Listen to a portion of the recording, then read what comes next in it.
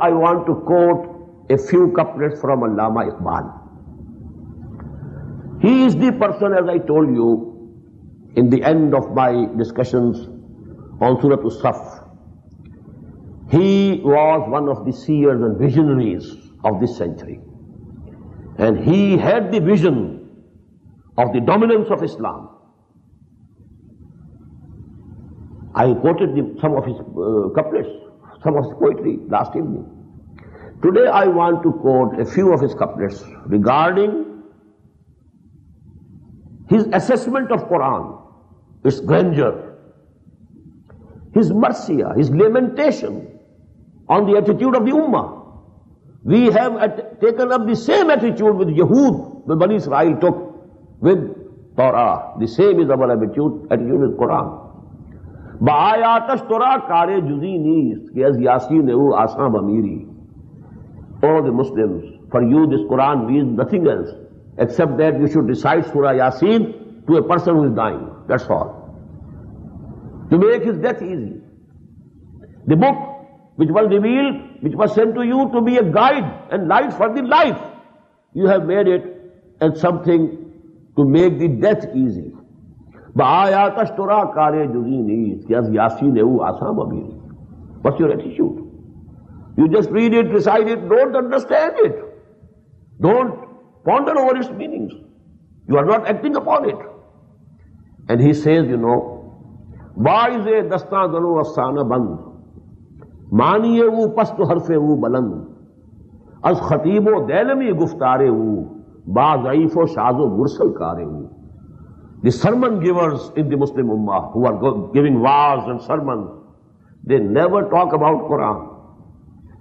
They narrate stories, concocted stories, or ahadith which are zaif, which are not authentic. Ba zaifo shazo mursal karehu, as khatibo dailami guftarehu. Not even the ahadith of Bukhari and Muslim. They go and find the most weak ahadith or mawzu ahadith, concocted ahadith, and they are giving their sermons from that. While Quran says, I am the sermon, the biggest sermon. Ya ayyuhan nas qad ja'atkum maw'izatun min rabbikum wa shifaa'un lima fi sudur. This is the maw'iza, this is the wa'az, this is the sermon.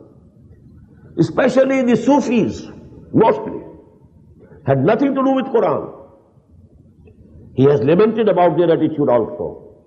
Sufi-e pashmina poshe hal mast, az sharabe nagma-e qawwal mast, atishan shere iraqi dar dilash, dar nami saadat ba Quran mehfilash.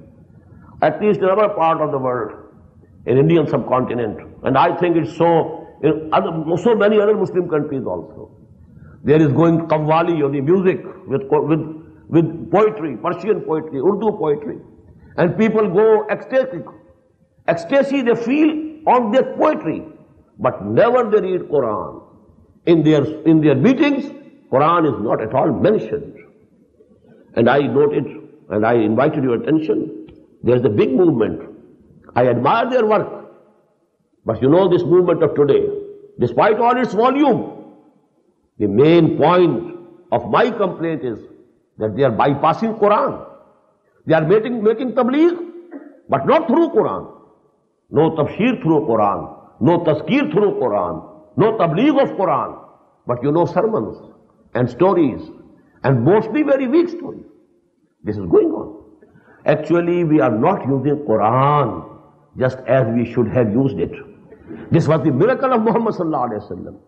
He brought about the revolution in the lives of people first, individuals first. And the instrument of this revolution, personal revolution, was Quran. Allama Iqbal says, "Chu bajan darraft jan digar shabad."